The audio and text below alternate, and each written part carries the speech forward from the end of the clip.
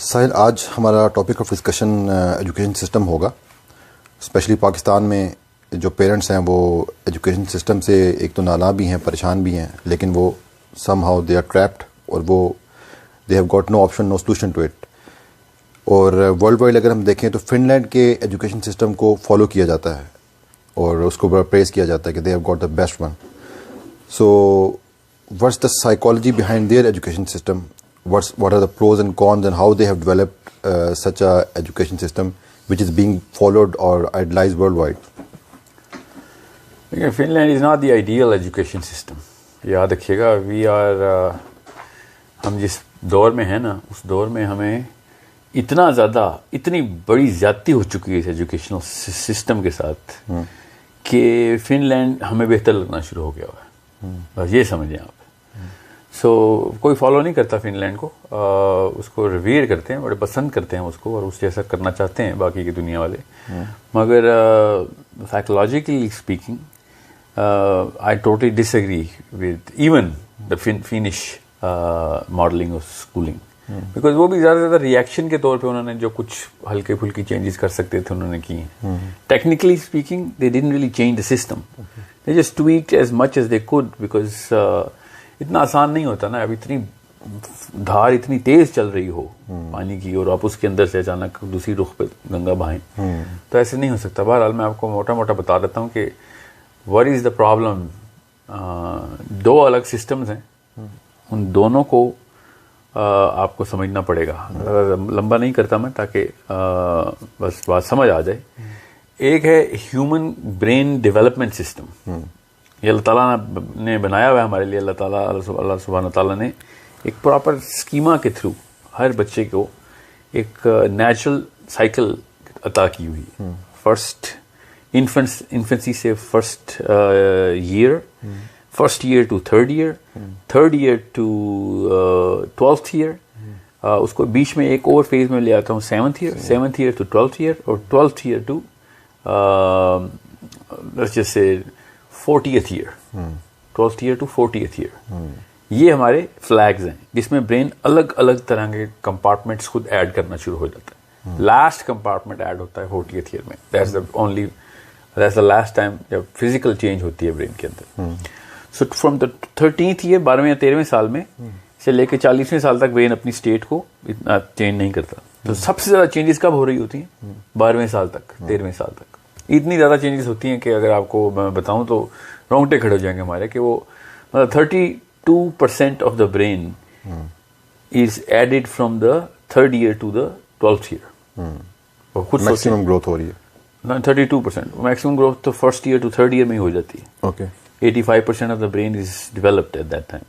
मगर उसकी मतलब हमारा जो फ्रंटल कॉर्टेक्स है ना, ये 7 साल 11 साल 10 साल के बच्चे का होता ही नहीं है। ये 11वें साल में शुरू होता है और 13वें साल में जाके बनता है।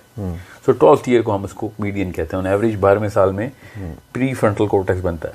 ये अबाउट 8% ऑफ द ब्रेन है, and that's the most important part of the brain. Any and every thought process is justified here, is developed here. Rational का सेंटर है ये हमारा।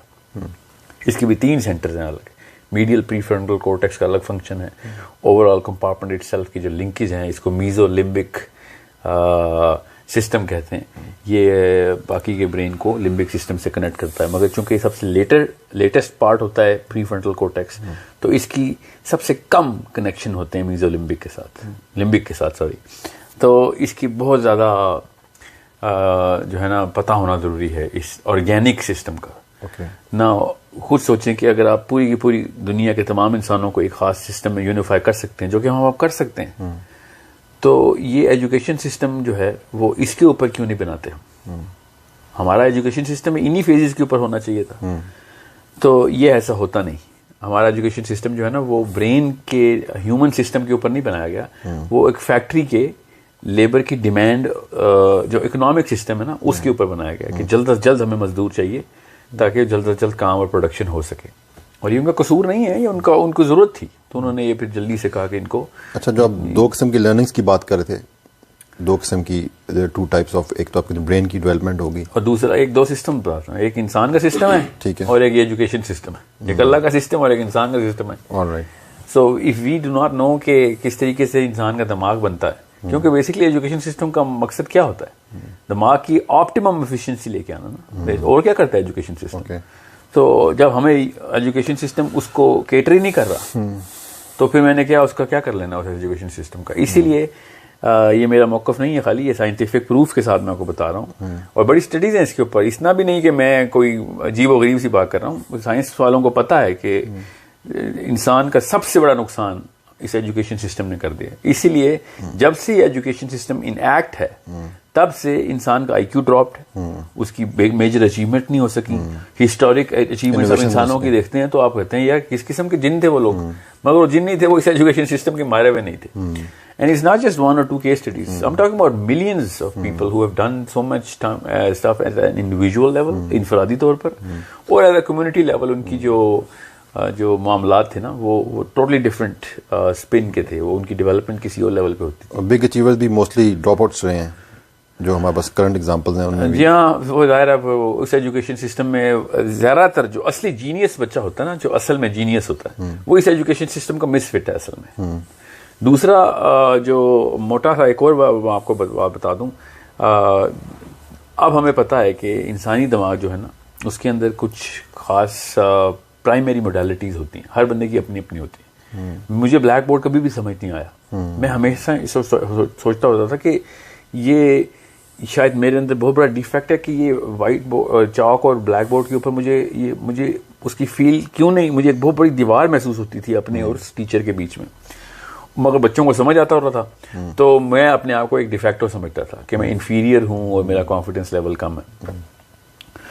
तो ये यकीनन सबके साथ ही होता है, सिर्फ मेरे साथ तो नहीं ना होता था। मैं कोई डिस्कस तो नहीं करते ना बच्चे इस तरीके की बातें, जो कि एक कॉग्निटिव फील कहते हैं इसको, वो फील तो नहीं कोई डिस्कस करता होता। बिल्कुल आप ठीक कह रहे हैं, मेजॉरिटी का बिल्कुल ये, जी हाँ, मेरा अपना ये सोच है बिल्कुल, क्योंकि इंसान की जो प्राइमरी मोडालिटी है ना वो किनेस्थेटिक है। अल्लाह ताला ने इंसान को जिस तरीके से हमें जो सबूत मिल चुके हैं कि इंसान सबसे ज्यादा तब सीखता है कि जब वो किसी प्रोसेस का हिस्सा बन के और फील करके सारा कुछ, जैसे आपसे मैं कहूँ कि यहाँ से आपने फलां इलाके में जाना है इस्लामाबाद के, और मैं आपसे कहूँ इतनी लेफ्ट ले लेना, वहां से फिर राइट ले लेना, फिर यहाँ पे मैं आपको ब्लैक बोर्ड भी बना दूं कि ये रास्ता है, तो आपका ब्रेन उस पर कन्विंस नहीं होगा कभी। आप एक शशो पंच में ही जाएंगे जब तक कि आप पहुंच नहीं जाते। मगर मैं आपको गाड़ी में बिठाऊं और एक दफा लेके जाऊं ना उधर, तो फिर आपको ब्लैक बोर्ड को इतनी आसानी से समझ आ जाएगा ना आपको। इसको किनेस्थेटिक मॉडलिंग कहते हैं। किन का मतलब होता है बिल्कुल साथ लगा हुआ, KIN किन।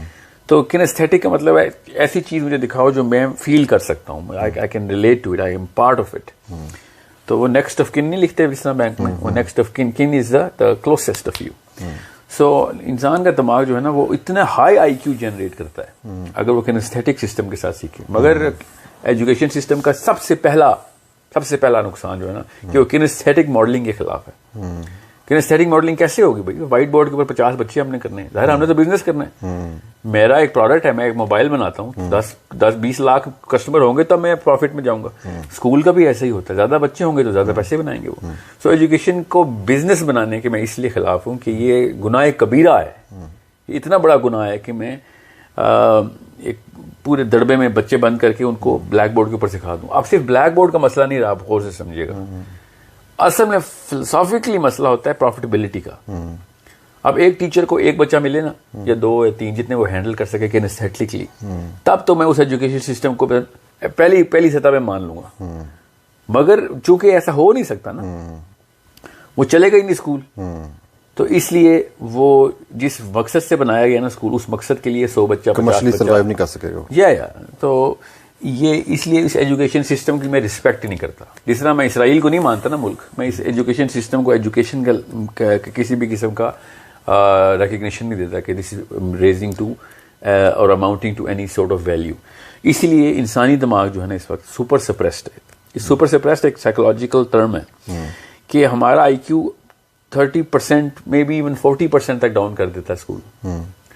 कॉन्फिडेंस लेवल तो बहुत छोटी बात है, हमारा कैपेसिटी लेवल ही कम कर देता है। और दिमाग की में अब ज्यादा लंबी स्टेजेस में, इसलिए मैंने कहा लंबी तफसील में नहीं जाऊंगा, किस दिन जरूर करेंगे इसके ऊपर प्रोग्राम। ये तो इसकी साइकोलॉजिकल एक एक्सप्लेनेशन होगी ना? नहीं, ये एक मैं आपको फिजिक्स की एक्सप्लेनेशन दी है, आपको केमिस्ट्री की एक्सप्लेनेशन दी, साइकोलॉजी की नहीं दी मैंने अभी तक आपको। So what's the solution? मतलब कि चले हम ये तो debate it can go for hours, इसका सोल्यूशन क्या है, मतलब कि इस दौर में हम क्या कर सकते हैं? या तो हम फिनलैंड का बेस्ट मॉडल अडेप्ट करें। और वापस आते हैं फिनलैंड पे। ये लोग बहुत ज़्यादा फिनलैंड को का चर्चा करते हैं ना, मैं उनको बता दूं, फिनलैंड में कमर्शियल स्ट्रक्चर नहीं उन्होंने चेंज किया, टीचर टू स्टूडेंट रेशियो उन्होंने नहीं बदली, थोड़ी सी कम की, वो बदली नहीं, उन्होंने सिर्फ और सिर्फ दीवारें खत्म की हैं क्लासेस की। ओके, टेक्निकली स्पीकिंग एजुकेशनिस्ट को पता है मैं क्या कह रहा हूँ, कि they only Drew those walls lower, और उन्होंने वो माहौल बदला, उसको एम्बियंस कहते हैं ना, कि लर्निंग एम्बियंस क्या होता है, लर्निंग एम्बियंस बदल दिया उन्होंने। उनका करिकुलम जो है उन्होंने बस थोड़ी सी चेंज की, कि पर्चे नहीं लेते वो, आई थिंक 8वें ग्रेड तक पर्चा उन्होंने अब खत्म कर रहे हैं। स्वीडन ने तो खैर बिल भी पास कर दिया कि पर्चे होने नहीं चाहिए, मगर वो कहाँ तक करेंगे वो मुझे नहीं पता।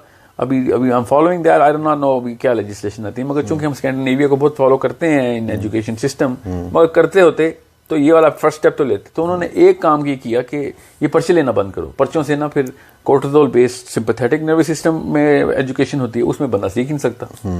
जितना मर्जी आइंस्टाइन हो, उसको डरा के पढ़ाएंगे तो उसका आईक्यू सबसे कम होगा उस वक्त, उस सहमे हुए स्टेट के अंदर। तो पर्चा जो है ना एक खास फियर क्रिएट रखता है, और उस फियर के अंदर आप एटलीस्ट आप जंग भी कर सकते हैं, आप खाना भी पका सकते हैं, आप गाड़ी भी चला सकते हैं फियर में, मगर आप पढ़ाई नहीं कर सकते फियर में। बच्चा जो है वो कॉम्पिटिटिव हो जाता है, मतलब he is concern about winning not about learning in that case. नहीं, कॉम्पिटिटिव भी नहीं होता ना, पेपर का मतलब कंपटीशन नहीं होता, पेपर का मतलब होता है पास या फेल हो, अपने आप से कम्पीट कर रहा था बेसिकली। वो तो बाद में पता चलता है कि बाकी के सारे बच्चे भी इस पर्चे में आ रहे हैं। We should not even praise that, competition is a good word, ठीक है, रेजिलियंस बढ़ती है and so on so forth, मगर competition itself is not the primary motive of any education system, any school, any class, any teacher, कि मैं compete कर आगे पास कराऊं। ये तो और भी बड़ी ज्यादती है, क्योंकि वो बेल कर्व जब प्लॉट होगी तो फिर सिर्फ 2 और let's just best case number पे 10% बच्चे जो होंगे वो कंपटीशन जीतेंगे, बाकियों को तो आपने सारी उम्र के लिए तबाह कर दिया। और ये किया है हमने सबको तबाह। ज्यादातर फेलियर्स जो कॉन्फिडेंस का बिल्कुल शैटर हो जाना है, इंफीरियरिटी कॉम्प्लेक्स का ट्रिगर हो जाना है, वो हुआ भी इसी वजह से है, क्योंकि स्कूल के अंदर 50 बच्चे जब क्लास में हमने बंद करके व्हाइट बोर्ड के ऊपर उनको, इसको मोडालिटी कहते हैं किनेस्थेटिक, तो ब्लैक बोर्ड की जो मोडालिटी इसको कहते हैं ऑडियो विजुअल मोडालिटी। इंसान का दिमाग प्राइमरीली ऑडियो विजुअल मोडालिटी के लिए बना ही नहीं हुआ, वो एक इमरजेंसी के लिए है कि ऑडियो विजुअल बता दो। बहुत कम होते हैं, 1-2% ऐसे बच्चा होता है जो कि उसकी प्राइमरी मोडालिटी ऑडियो विजुअल होती है, और वो भी बड़े ही सर्कमस्टेंशियल है, प्राइमरी फिर भी वो नहीं होती, कुछ सर्कमस्टेंसेस में वैसी होती है। तो जब वो प्राइमरी मोडालिटी को ट्रिगर ही नहीं करेगी एक पूरा सिस्टम, ठीक है, और एक टर्शरी मोडालिटी के ऊपर वो काम करेगी, तो जाहिर है बच्चे ट्यूशन भी मांगेंगे, फिर क्या चीटिंग करेंगे, सो ऑन, मगर होगा क्या, ज्यादातर बच्चे पास नहीं करेंगे इसमें। अब जो ज्यादातर बच्चे पास नहीं करेंगे तो उस एज में जो आपको टैग लग जाता है ना, प्रोफाइल बन जाती है कि आप इस काबिल नहीं है, आप फिजिक्स आपका सब्जेक्ट नहीं है, मैथ्स आपका सब्जेक्ट नहीं है, लैंग्वेजेस आपका सब्जेक्ट नहीं है। सारी उम्र के लिए लोग कहते हैं मैथ्स मुझे समझ नहीं आती क्योंकि मैं स्कूल में भी फेल होता था। वो असल में स्कूल में चूंकि फेल होते थे इसलिए आपको समझ नहीं आती, वरना अगर आपको स्कूल में वो पास फेल से हटा के किनेस्थेटिक मॉडलिंग में सिखाते ना, तो आप मैथमेटिशियन होते, क्या पता आप इकोनॉमिस्ट होते पूरी दुनिया के सबसे बड़े, जो अपने आप को आपने शेफ बना लिया या आर्टिस्ट बना लिया या सिंगर बना लिया या एक्टर बना लिया, जो भी बनाया आपने, वो आपने किसी ऐसे कॉन्फिडेंस लेवल की वजह से बनाया क्योंकि उस जगह के ऊपर आपकी मोडालिटी भी शायद ट्रिगर हो गई थी, या फिर टीचर ऐसा था जो किनेस्थेटिकली सिखा रहा था। और आज तक जिस बंदे मर्जी से पूछ लें कि आपका फेवरेट टीचर कौन सा है, 95% इंसानों ने पता है किस टीचर का नाम लेना है, कि जो इस माहौल के अंदर किनेस्थेटिक हो गया था हमारे साथ, कि जो बिठा के फील करवा के पढ़ा गया, एग्जांपल्स दे के बहुत से इस तरह के, हाँ बिल्कुल, हाथ पकड़ के और गोद में बिठा के बच्चे को, आ रहा हूँ कैसे उसने किनेस्थेटिक करवाई, हर एक ने अपने अपने तरीके से कराई होती है, मगर वो एज अ रिएक्शन पकड़ता है, जब हाथ पकड़ता है तो वो बच्चा उसको कहता है बस यही है जो कि अल्लाह ने उस्ताद बनाने के काबिल रखा था बंदा। तो ये क्यों हो रहा है, बिकॉज उसको वो कॉन्फिडेंस मिल रहा होता है। ये नहीं कि उसके टीचर से बातों से मोटिवेट नहीं होता, वो टीचर मोटिवेशनल स्पीकर नहीं होता खाली, टीचर असल में वो मोडालिटी का मास्टर होता है। अब वो जाहिर अमूमी तौर पर टीचर को तो लफ्ज भी नहीं पता होगा, जो स्कूल के टीचर मैं बोल रहा हूँ, वो तुक्के पे ना बाय रिएक्शन उन्होंने उनको फिर किनेस्थेटिकली ट्रेन करना पड़ा। सो वो कितने निकलेंगे, 10-20%, 30%, बाकी का सारा क्लासरूम आपने सारी उम्र के लिए फेलियर डिक्लेयर कर दिया। और अभी मैं आपको बता रहा हूँ, दुनिया में किसी भी बंदे से पूछें कि आप लाइफ में सक्सेसफुल हैं, इमीडिएटली वो अपने स्कूल के, कॉलेज के, यूनिवर्सिटी के क्लास फेलोज के साथ एक कंपैरिजन चार्ट ड्रॉ करे, कहता है हाँ मैं ठीक चल रहा हूँ, क्योंकि उसको 50 बंदे मिलते हैं जो अपने से कम है। अब जो क्लास के टॉपर्स होते हैं ना, वो आसानी से कहते हैं कि yes we are doing really well, मगर जो बाकी के बंदे होते हैं वो अपने क्लास टॉपर से कम्पीट करते रहते हैं सारी उम्र। और 80-80 साल के बुजुर्गान अपने स्कूल के क्लास फेलो से अपने कंपैरिजन चार्ट ड्रॉ कर रहे थे, मगर क्यों? क्योंकि वो वहां पे एक टैगिंग मिल रही थी और फेलियर डिक्लेयर हो रहे थे। तो अब पेरेंट्स जो हैं वो अपने बच्चों का ऑप्टिमम आईक्यू ड्रॉ करने के लिए या फिर उनको लाइफ में सक्सेसफुल बनाने के लिए कौन सा मॉडल फॉलो करें, क्या करें, मतलब what's the solution to it? देखिए, ये जो है ना होम स्कूलिंग का कॉन्सेप्ट, ठीक है, बेसिकली सारी उम्र इंसान होम स्कूल ही होता है, जब से ये हमने डरबा सिस्टम नहीं बनाया मुर्गियों का। पहली क्वेश्चन है कि is home schooling an option? मैंने जान के ये आपके सवाल के जवाब में होम स्कूलिंग का टैग आपके दिमाग में डाल दिया, ताकि आपको पता हो कि कंट्रोल आपका आपके पास होना चाहिए। सबसे पहला कंट्रोल होता है नॉलेज का, कि आपको पता होना चाहिए कि बच्चे की अंदर, दिमाग के अंदर, सर के अंदर दिमाग बन कैसे रहा है। अगर आपको ये नहीं पता बनता कैसे है दिमाग और बन किस स्टेज तक बन चुका है, फिर आपने वही बात है, बस एक डंडे से आपने वो जो है ना वो हर जानवर को हाँक रहे हैं, वो कोई बंदर है तो कोई हाथी है, कोई मछली है तो कोई डिफरेंट कैपेबिलिटी रखता है, मगर वो उसको एक ही सिस्टम के अंदर हाँक दिया गया। सो आपको पता होना चाहिए कि किस बच्चे को किस स्टेज के ऊपर आपने सेटल करना है। अब हम कैसे करते हैं इस एजुकेशन सिस्टम किस पेस पे करना? हाँ, पेस तो चलें एक सेकेंडरी इशू है ना, मगर मोड तो सेट होना। हमारा करंट एजुकेशन सिस्टम टैग करता है डेट ऑफ बर्थ के ऊपर, कि जो 1999 में पैदा हुआ है वो इधर आए, 91 में पैदा हुआ है उसके ऊपर है, 93 वाली क्लास को एज वाइज शुरू करते हैं। इसका कोई ताल्लुक नहीं है एजुकेशन सिस्टम से, सॉरी द ह्यूमन सिस्टम के साथ। ह्यूमन सिस्टम में होना चाहिए कि 3 साल से 7 साल वाले बच्चे एक ही फेज में, 7 साल से 12 साल वाले बच्चे एक ही क्लास में, 12 साल प्लस वाले एक ही क्लास में, ठीक है, 3 साल से 7 साल वाले एक क्लास में। So you have to understand, see उनकी ब्रेन की स्टेज उस तरह की है। जब तक यही नहीं पता होगा तो हम वही वाली क्लासें बनाएंगे जी, 2016 में पैदा हुए थे इधर आ जाएं, 2012 में पैदा हुए थे अब उधर आ जाएं। उसका क्या ताल्लुक है यार? उसका 2012, 2013, 2014 वाला एक ही फेज में, उनको अलग अलग डिग्री क्यों दे रहे हैं आप?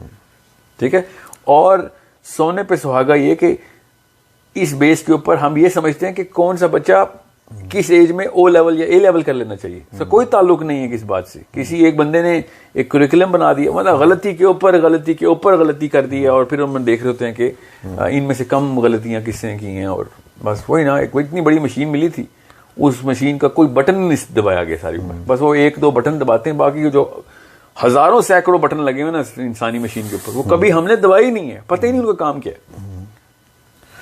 अच्छा, तो फिर ये बताएंगे home schooling, let's suppose if you go for this option, इसके प्रोज एंड कॉन्स क्या है? मतलब I can count many cons के बच्चा जो है वो कॉन्फिडेंस डेवलप नहीं करेगा अपना, या उसकी वो सोशल इंटरेक्शन नहीं होगी, या वो कंपटीशन में नहीं आएगा।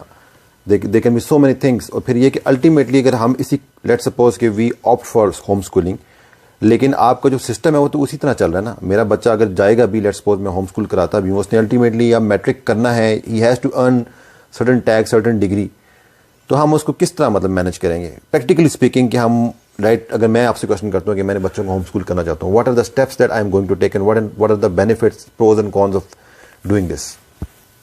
भाई लंबा सवाल है वैसे, आपको कितना छोटा कर सकता हूँ मैं सोच रहा हूँ। देखिए, पहले तो ये वाली जो साइंस है ना, ये निकाल दें, क्योंकि साइंस नहीं है, ये एक सुपरस्टिशन है कि कोई कंपटीशन है।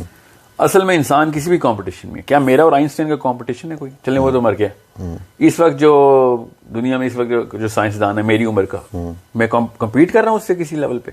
वो ये अचानक ये स्कूल में कंपटीशन को अलाइव क्यों रखा हुआ है? असल में इंसान का कंपटीशन जो है ना, वो सिर्फ बुराई और अच्छाई का है। That's it. और ये होना जरूरी है कि बुराई और अच्छाई का कंपटीशन हो रहा हो, कि बुराई बढ़ रही है या अच्छाई बढ़ रही है किसी में। ठीक है। क्लासरूम में कहां से बुराई और अच्छाई का कंपटीशन होता है? क्लासरूम में तो फर्स्ट आना और सेकंड आना, थर्ड आना, लास्ट आना, फेल होना, A grade, B grade, C grade, F grade, ये कंपटीशन चल रहे हैं। इसमें क्या बुराई अच्छाई है? Why is F grade a tag to go to hell? एक बच्चा अगर केमिस्ट्री में एफ ले रहा है, वो दोजख में क्यों जा रहा है? क्योंकि सजा उसको दुनिया में हम दोस्तों वाली दे रहे हैं। कब्र में पूछा जाएगा कि केमिस्ट्री में एफ क्यों आया तुम्हारा? ओरिजिनल कंपटीशन जो है ना, है हमारे अंदर, वो अल्लाह ने खुद ही दे दिया है, हमें उसकी जरूरत नहीं है कि मोरालिटी का जो सेंस है, मोरालिटी की सेंस इनेट कंपटीशन है कि I have to be better than the evil. Whatever the capacity of evil I have, I'll have to have a way more trained capacity to do good. Way more practiced skill to actually achieve my purpose. ठीक है, ये competition है. और क्यों हमने नए competition निकालने? हम फिर रेजिलियंस बना रहे हैं. हमारे सिर्फ शैतान के खिलाफ रेजिलियंस चाहिए और किसी चीज के खिलाफ रेजिलियंस की जरूरत नहीं. और उस कंपटीशन की वजह से आप एक एक्सीडेंट वाला बंदा तड़प के मर रहा होता है रोड पे, पूरी की पूरी जो है ना हाईवे के ऊपर ट्रैफिक नहीं रुकती. क्यों? वो कंपटीशन में लगे हुए हैं कि मैंने कितने पैसे बनाने, मैंने दफ्तर जाने, मैं पहले टाइम पे पहुंच जाऊं. उनको यही नहीं पता होता कि असली कंपटीशन वहां पे हार चुके हैं वो रास्ते में. किसी की गाड़ी खराब होती है, बारिश भी हो रही होती है, खातून बाहर बेचारी धक्का लगाने के लिए वेट कर, नहीं कोई नहीं रुकता. क्यों? Why did we lose the bigger competition? क्यों? क्योंकि हमें नीचे ना कंपटीशन का मतलब बना दिया गया था. अब आते हैं जरा होम स्कूल के. सबसे पहले तो प्रोज के ऊपर. होम स्कूल का जो प्रोज है ना, वो है टर्मिनल कंट्रोल. टर्मिनल कंट्रोल का मतलब होता है कि एंड वाला हिस्सा क्या ज्यादा क्या कर लेगा बच्चा, वो मेरे हाथ में रहे. इसको टर्मिनल कंट्रोल कहते हैं. बाकी की सारी चीजें जो है ना वो सेकेंडरी है. मुझे उस बच्चे की इंतहा पता चल जाती है, ठीक है, वो मेरे हाथ में रहती है. अब ये एक टेक्निकल वर्ड है, मैंने जान के उर्दू में भी बोला, नफ्सियात में उनको इंतहा ही बोलते हैं, पर टर्मिनल कंट्रोल एक टेक्निकल वर्ड है. मैं आपको कभी उसके ऊपर लंबा सेशन करेंगे. इसका सबसे बड़ा फायदा ये है कि आप उस सब्जेक्ट मैटर को जितना भी एक्सपैंड कर सकते हैं ना, वो आपके ऊपर आ जाता है. स्कूल के ऊपर कोई ऐसी वो नहीं है. स्कूल का टीचर का कोई कंट्रोल नहीं. लेसन प्लान औकात है टीचर की, करिकुलम औकात है स्कूल की. ये तो कैपेसिटी है. फिर मतलब सबसे पहले वो ये बताते हैं कि हमने और कुछ नहीं करने देना. तुझे सोचना तो बहुत दूर की बात है, तुझे हिलने भी नहीं देना, क्योंकि मेरा सिलेबस खराब हो जाएगा. मुझे ये टारगेट है, इतने लेसन प्लान मैंने पूरे करने हैं, बस अल्लाह. इसके बाद तू बेशक साइंसदान है, बेशक तू आइंस्टाइन है, बेशक तू अल्लामा इकबाल है, तू मेरी तरफ से बाहर में जा. अगर तू इस पर्चे में पास हो रहा है तब तक तू मुझे काबिल कबूल है, वरना तेरी सारी कैपेसिटीज कुर्बान आज. हमने तो इसको टर्मिनल कंट्रोल देखें. आप स्कूल का टर्मिनल कंट्रोल क्या है? अब बच्चा स्कूल के टर्मिनल कंट्रोल को पहचान लेता है, स्कूल बच्चे के टर्मिनल कंट्रोल में नहीं आ सकता. ठीक है, इसको ये कहते हैं, उसका स्कोप समझ लें आप. अब बहुत जनरल लफ्ज है, इसके बड़े मतलब निकलते हैं, इसलिए मैं स्कोप नहीं बोल रहा हूं. मगर स्कूल का स्कोप इतना छोटा है कि एक आम से स्कूल के, दुनिया के बेस्ट स्कूल के पास आप जाए ना, कि आपका इस वक्त का करिकुलम क्या है वो ऐसे खोल के दिखाएंगे, पर ये हमारी औकात है. 20 चैप्टर फिजिक्स के, चले 50 चैप्टर कर लें इन द 3 years जब वो फिजिक्स शुरू करेंगे, और फलां नंबर चैप्टर मैथमेटिक्स के, फलां लेवल हमारा उसका बायो का, नेचुरल साइंसेस का, सोशल साइंसेस का. That's it. तो आप उनसे सिंपल सा सवाल करें कि ये 10-12 सालों के अंदर तुम ये कराओगे बस, ये काम तो 1 साल का भी नहीं है. तो वो कहेंगे सर वो 10 साल तक तो हमने आपसे फीस लेनी है ना, इसलिए 10 साल में कराएंगे. अगर आप हमें 20 साल के लिए बच्चा दे देना तो ये काम हम 20 साल तक भी ले सकते हैं. मैं आसान सी बात बता रहा हूं आपको. टेक्निकली स्पीकिंग वो ये कहने के लिए भी तैयार हैं कि सर अगर स्कूल सिस्टम 30 साल का होता तो हम यही किताबें 30 साल तक खींच लेते. इतनी कैपेसिटी है एक लेसन के अंदर.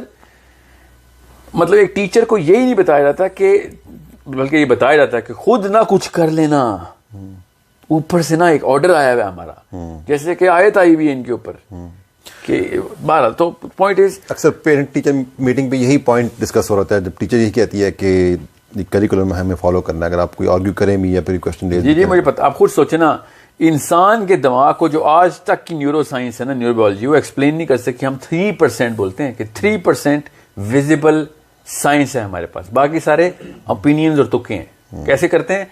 MRI स्कोपिंग के अंदर हम highlighted area of the brain देखते हैं कि अगर उस एरिया में कुछ हलचल हुई है ना, तो इसका मतलब है ये वाला एरिया कुछ रिस्पॉन्सिबल है. More than 1 trillion pounds are in act all the time. बिजली से चलता है ना दिमाग, बिजली चल रही होती है. तो जहां जहां पे वो फायर अप होता है ना, वो वाला एरिया, तो हम कहते हैं अच्छा ये इस वक्त हमने इसको घुटने पे सुराख किया था, ये वाला हिस्सा किया तो ये वाला हिस्सा घुटना चलाता है इसका. मैंने बाजू काटा इसका तो ये वाला हिस्से में हुआ, तो इसका मतलब है ये पेन सेंटर है. और ये सो ऑन सो फोर्थ. मैं इंतहाई एक क्रूड किस्म की मिसाल देके को बता रहा हूँ कि न्यूरो साइंस भी समझ नहीं सकी कि ब्रेन क्या है, मगर एक स्कूल टीचर बताती है कि, या बताता है कि मेरे बच्चे का ब्रेन जो है ना बड़ा वीक है, नकारा सा बच्चा है आपका. देखिए आसान अल्फाज में ये मैं कह सकता हूँ कि आप बच्चे की कैपेसिटी जज कर लेते हैं कि कैपेबल किस नॉट चीज़ जस्ट का है वो। कैपेसिटी, फ्यूचर तक जज कर लेते हैं कि ये नहीं, फिजिक्स नहीं पढ़ सकता आपका बच्चा, इसको ह्यूमैनिटीज में डाल दें। एक बच्चा, जितने भी आपके वो है ना फैकल्टीज हैं, एक 8 साल का बच्चा उन तमाम फैकल्टीज को टेक्निकली स्पीकिंग, इसमें कुछ जनरल बात नहीं कर रहा हूं मैं, जितनी भी आपने फैकल्टीज बनाई है ना, सोशल साइंसेज की अलग, नेचुरल की अलग, ह्यूमैनिटीज की अलग, और you know these physics, chemistry and mathematics की अलग, लिंग्विस्टिक्स की अलग, ये सब के सब एक 8-10 साल के बच्चे के लिए आम सी बात है टेक्निकली स्पीकिंग। जिसको आप सबसे बच्चा डफर बच्चा कहते हैं ना, जिसको पूरी दुनिया, वो एक डफर बच्चे को अगर सही ऑर्गेनिक तरीके से ये सारा कुछ सिखाया जाए कि स्टैटिक मॉडलिंग से, वो सब के सब चीजों को असबर कर सकता है। सो जो इंसान भी आप में से जो सुन रहा है, अपने बच्चे को जज कर रहा है ना कि उसका IQ कम है, अल्लाह ताला ने कमी रख दी, और आपके किसी मामू के बेटे को बेहतर बनाया, आपके कजन को, उसके बच्चे के कजन ज्यादा तेज हैं, तो ये आप सबसे बड़े जालिम हैं। एज मदर एंड फादर आपसे बड़ा जालिम कोई है ही नहीं।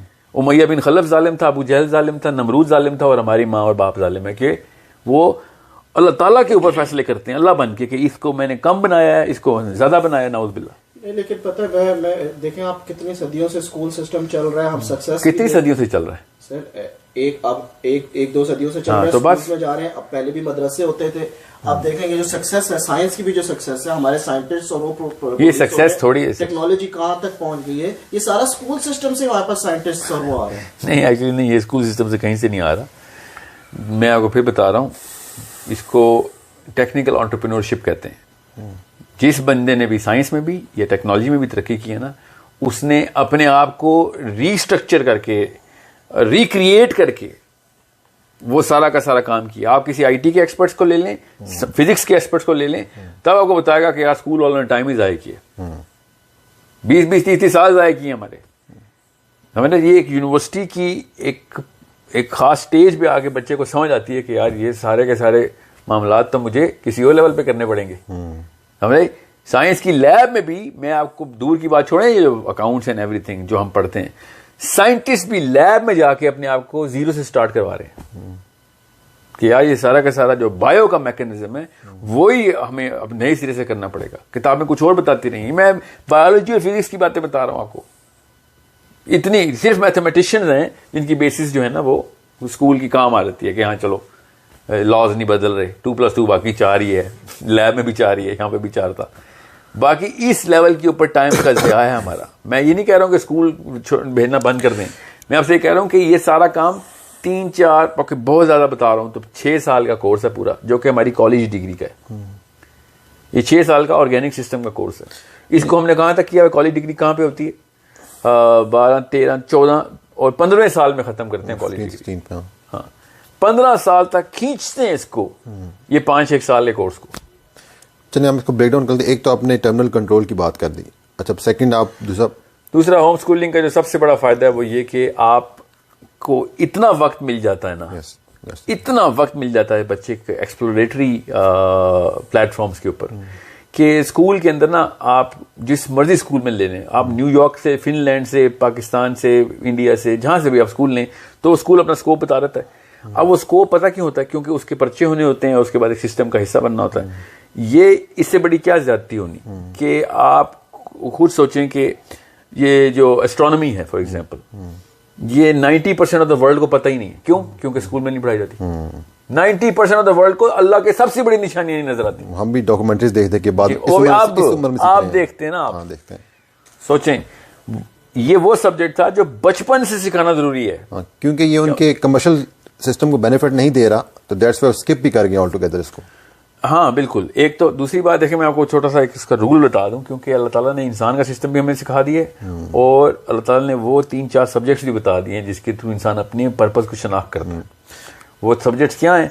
वो एस्ट्रोफिजिक्स है, इसका मतलब है फिजिक्स है, क्वांटम फिजिक्स है, इनकी फिजिक्स है। अल्लाह ताला जो बता रहे हैं ना कि ये देखो यहाँ पे मैंने इल्म छुपाया हुआ है।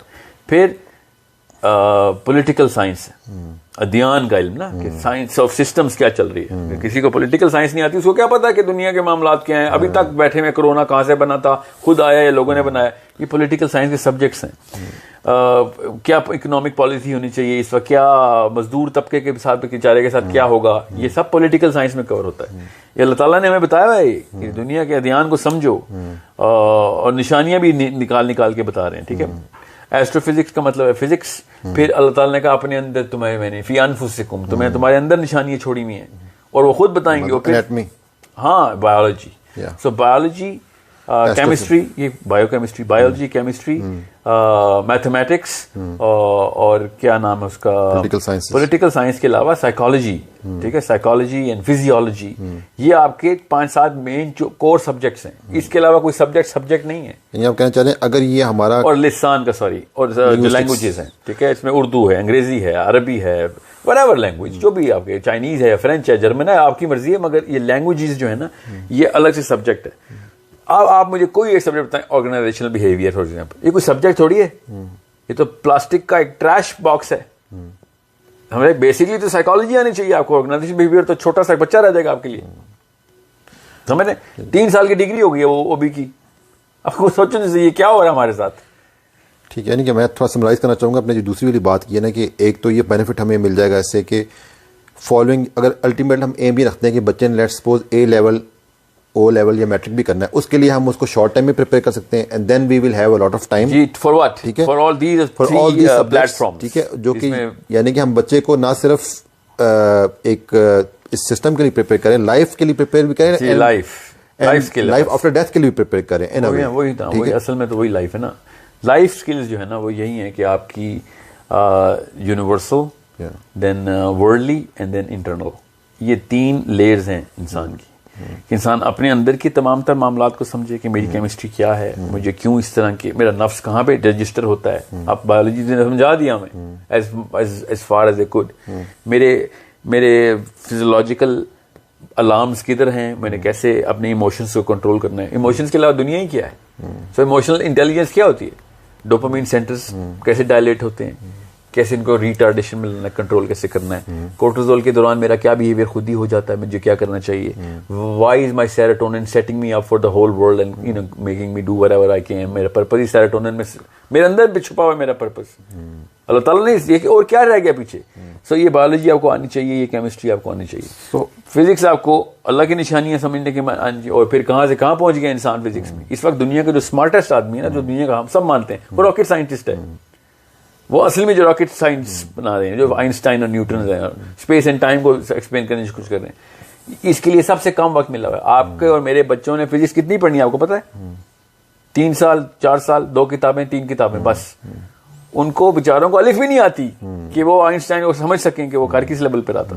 उसके लिए उसको जिस लाइन पे जाना है, वो लाइन होम स्कूलिंग के मॉडल के ऊपर ही सिखाई जाती है। इसको पीएचडी में ना कहते हैं एक प्रोफेसर लॉट हो जाता है और प्रोफेसर के साथ आप मेंटरशिप मॉडल में चले जाते हैं। तो और क्या मदरसे का निजाम पहले यही था ना, इमाम शाफी इमाम मालिक से ऐसे ही सीख रहे थे ना। इमाम शाफी इमाम मालिक से वो वाले मॉडल के ऊपर सीख रहे थे जिसपे अभी पीएचडी का मॉडलिंग करते हैं। इसका मतलब है पीएचडी में आके एज अ रिएक्शन हमें मजबूरन ये करना पड़ जाता है कि यार एक बंदे को प्रोफेसर अलॉट हो और मैं गलतियां करूं, जो कुछ करूं ला ला के उसको दिखाऊं और उसको डिसर्टेशन बोले, बाद में मैं अपने फाइनल थीसिस सबमिट करूं, उसके बाद एक स्कॉलरली पूरा का पूरा स्कॉलरली बेंच उसको वेट करे, वैलिडेट करे, एनालाइज करे और फिर मुझे डॉक्टर कहते। ये आखिरी 5 सालों में हमें क्यों अकल आती है सारा काम करने की? वो वाली अकल हम नीचे क्यों नहीं लेके आ सकते? क्यों? क्योंकि नीचे सारा कुछ कमर्शलाइज हो चुका है। अच्छा, इसके अलावा बाय द वे पीएचडी वालों को पैसे मिलते हैं इस काम करने के। हम पैसे दे के अपने आप को नुकसान कर रहे हैं। वो पैसे क्योंकि उस दौरान तक बाय द वे डॉक्टरेट जो है ना, पोस्ट डॉक्टरेट जितनी भी डिग्रीज हैं, वो हमारी इनेट जरूरत बन चुकी हुई है इस वक्त। पूरी की पूरी हुकूमतें मांग रही हैं। कितने डॉक्टर्स हैं आपके पास पता? अभी बाकायदा काउंट पता, हमें भी पता काउंट पाकिस्तान में कितने डॉक्टर्स हैं। एक इंसान मुल्क की औकात उसके नंबर ऑफ डॉक्टर से शनाख्त की जा रही है इस वक्त, मगर वो क्या करें, वो बेचारा नीचे से इसको आईक्यू खत्म कर दिया आपने। अच्छा, एक इंपॉर्टेंट चीज ये भी है कि हमारा जो करंट एजुकेशन सिस्टम है उसमें हम अक्सर डिबेट करते हैं कि the average people they excel in their practical life. तो उसकी शायद एक वजह ये भी हो सकती है कि जो टॉपर्स होते हैं वो तो शायद क्योंकि अपनी इतना ज़्यादा एजुकेशन में इन्वॉल्व रहते हैं, या तो अपनी एजुकेशन की ही कोई फील्ड वो लेते हैं, या फिर तो वो कहीं एक्सेल अपने उस एक्यूमेंट की वजह से कर जाएंगे। और जो नालायक, जिनको हम नालायक कहते हैं, इनका आईक्यू कम है, या फिर जिनको हमने डम्स्टर डिक्लेयर कर दिया होता है, वो लैक ऑफ कॉन्फिडेंस हो जाते हैं, वो फिर सोसाइटी में इस तरह नहीं करते, अपना जो है वो एक्सेल नहीं कर सकते। जो एवरेज बच्चा है उसके पास, उसने एक्चुअली स्ट्रीट स्मार्टनेस जो है ना वो अपनी बरकरार रखी होती है, उसने टाइम बाहर स्पेंड किया होता है। तो जब वो अपनी प्रैक्टिकल लाइफ में जाता है तो उसने एक बैलेंस मेंटेन करने की वजह से वो एक्सेल कर जाता है। तो what you are saying is that we will have a plenty of time for the kids. They can explore themselves. उनको particular subject जो कि ज़िंदगी में कामयाब होने के लिए उनको चाहिए वो उनको पढ़ सकते हैं। वो इस वजह से फिर वो ज़िंदगी में अपने कामयाब भी हो सकते हैं। जैसे कि एक बच्चा है वो जब अपनी इवन एजुकेशन कंप्लीट भी कर लेता है, वो पॉलिटिकल बिल्कुल नहीं होता है, politically he has got no idea कि दुनिया में क्या चल रहा है। इवन उसको कमाने के लिहाज से नहीं पता होता कि मैं क्या करूँगा। एक बच्चा है उसने मैकेनिकल की डिग्री की है और मैं उसको आज ऑफर करता हूँ कि यार let's suppose I am offering you $5,000 for this job, he would simply throw it away. मतलब the whole purpose of him to earn that degree was to earn money. तो अब क्वेश्चन ये पैदा होता है कि ये सब जो हम उसको तालीम देंगे, ठीक है, इसके क्या is this a purpose to earn money, या फिर उसके लिए उसको कुछ और एजुकेशन भी स्किल सेट की होनी चाहिए उसके पास कि उसको पता हो कि this education is not my bread and butter, I can still earn it with other means if the end purpose is to earn money. तो उसके कमाने के और तरीके, एंटरप्रेन्योर स्किल उसके अंदर डेवलप की जाए, उसको मतलब कि बिजनेस आइडियाज़ हों उसके अंदर। Other than these subjects are not for the sake of you to earn money, ये तुम्हारी ज़िंदगी के में तुम्हें मददगार होंगे तुम्हारे लिए। तो ये भी एक साइकोलॉजी बच्चे की शायद इस होम स्कूलिंग से डेवलप की जा सके कि भाई पैसा कमाने का और तरीका, दैट इज समथिंग एल्स। पहले तो ये कोई एविडेंस नहीं है हमारे पास कि जो एवरेज बच्चे हैं वो लाइफ में ज़्यादा सक्सेसफुल हैं। ठीक है, इट्स जनरल कॉन्सेप्ट। या मैं कॉन्सेप्ट डिस्कस किया। या it's not, so it's something which I shouldn't be discussing in detail because फिर बहुत ज़्यादा एक मेंटल फ्रिक्शन आ जाएगी ऑडियंस की भी कि फिर इसका सबूत किया है कि एवरेज बच्चा ज़्यादा सक्सेसफुल है। वो है तो सही। मैं एवरेज को रिलेट इस चीज़ से करूँ क्योंकि उसने सारा का सारा टाइम एक फोकस अपना। हाँ, मैं तो मानता हूँ। मैं इसलिए मानता हूँ क्योंकि देखें सक्सेस असल में मिलती है जिस मर्जी मतलब में आप ले लें सक्सेस को, चाहे पैसों में ले लें चाहे स्पिरिचुअली भी ले लें, वो मिलती है आपके इमोशनल इंटेलिजेंस के ऊपर जाने से। आपको पता होता है कि मेरे रिलेशनशिप स्ट्रांग हो रहे हैं, मेरे दोस्त अच्छे बन रहे हैं, मेरे रिश्तेदारों के साथ मेरे ताल्लुकात ठीक है, मेरा घर स्ट्रक्चर, फैमिली स्ट्रक्चर मजबूत हो रहा है। ये आईक्यू का काम ही नहीं है, ये ईक्यू का काम है। अब टॉपर जितने भी होते हैं बेचारे ईक्यू में इसलिए कम होते हैं बिकॉज हमने उनको डरा के किताब के अंदर घुसा देते हैं कि इतने घंटे पढ़ाई रोज करनी है। उसका सोशल इंटरेक्शन जिस लेवल के ऊपर और अपना फैमिली इंटरेक्शन और अपने साथ इंटरेक्शन भी जीरो हो चुका होता है, वो अपने आप को डिस्कवर कर ही नहीं रहा होता। और जो क्लास का फेलियर होता है ना, सब कुछ उसका नुकसान में जाता है, मगर हर क्लास का हर फेलियर अपने आप को डिस्कवर करता गलत ही है, मगर अपने ऊपर ही फोकस करता है कि अल्लाह ने मुझे क्या बनाया। ये ऐसे सूफी इतने लेवल पे नहीं सोचते जितने छोटी क्लास के बच्चे फेलियर में सोच रहे होते हैं कि अल्लाह ने मेरे साथ क्या किया। अकेले में बैठे ना, बाहर गार्डन में बैठे होते हैं, सोच रहे होते हैं, लोगों को देखते कि रिफ्लेक्ट कर रहे होते हैं कि इसमें ऐसी क्या चीजें। तारे ज़मीन का ईशान वस्ती बनते हैं फिर वो। मुझे एक मूवी है, अच्छा उसमें एक्चुअली ये मतलब कॉन्सेप्ट का ये कि बच्चा होता है, उसके स्किल्स सारे आर्ट्स वगैरह के होते हैं, but he was send to this kind of system. उसको कोई मसला भी होता है। मैं इस फलसफे को नहीं मानता कि किसके स्किल आर्ट्स के हैं और किसके साइंस के हैं। वो उसका कॉन्सेप्ट ये था कि स्टैटिकली हर बच्चे को हर चीज सिखाई he used to explore himself. मतलब वो सोच रहा होता था कि मैं प्लैनेट्स पे जा रहा हूँ, ये कर रहा हूँ, वो कर रहा हूँ। हाँ बात देखें, हाँ बस, हाँ मुझे नहीं पता इस फिल्म का, मगर ये मैं आप मेरी बात समझ। हर बच्चा बैक बेंचर, पता है बैक बेंचर क्यों होते हैं? रिफ्लेक्टिव थिंकिंग करने पीछे जाते हैं कि यार तेरी बातें नहीं सुननी, हमने अपनी सोचनी है। ठीक है, डे ड्रीमर्स होते हैं वो सारे। वो इस लेवल की खूबसूरती है ना जो कि आपको नजर आनी चाहिए कि हमारे क्लास टॉपर में क्यों नहीं आती। हमारा क्लास टॉपर पता है क्या सोचता है? कितनी रिकग्निशन और प्रेज मुझे और मिलनी है, मुझे मेरी मोटिवेशन वहां से मिले। ये इंतहाई नफसानी किस्म का एक लाइफस्टाइल है जो वो गुजार रहा है। लेकिन रिजल्ट में हम सक्सेस भी तो इस तरह जज करते हैं कि हमें किसी की अगर काबिलियत को जज करने आज के दौर में, तो हम उसका एकेडमिक पूरा वो करियर में वो देखते हैं कि कितना उसने पहले स्कोर किया है, यहाँ पे कितना स्कोर किया, यूनिवर्सिटी में क्या स्कोर किया, और उसी की बेसिस में जॉब्स भी मिलती हैं। नहीं, नॉट रियली, मगर चले हाँ इन थ्योरी तो यही बात है। थ्योरी किस यूनिवर्सिटी, प्रैक्टिकली ऐसा तो नहीं है ना। एक अच्छे स्कूल में जाने के लिए, एक अच्छे कॉलेज में जाने के लिए उसको अच्छे इतना स्कोर करना है, एक अच्छा डॉक्टर बनने के लिए इतना स्कोर करना है।